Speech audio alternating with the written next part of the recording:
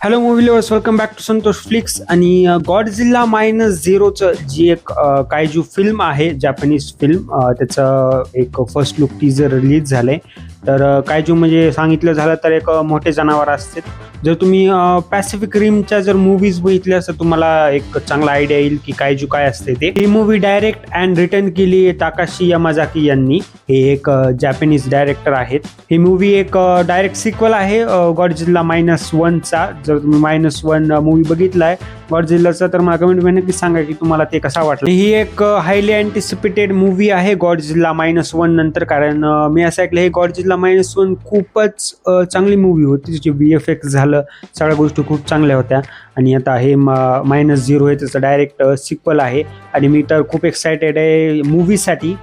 तर चला आपण बघू की आता या मूवीचं फर्स्ट लुक टीजर कसं आहे ते. ओके जैन, तर तुम्ही हेडफोन घाला आणि आपण टीजर सुरू करू बघायला. 1, 2, 3 लेट्स गो. ओके, हे जपानचा लोगो आहे दरवेळेस. और ओके,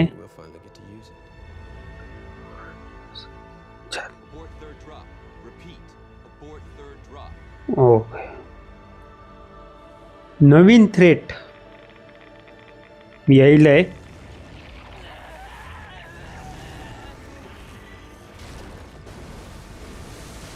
होय, जगाडचे लय खतरनाक दिसायला यार.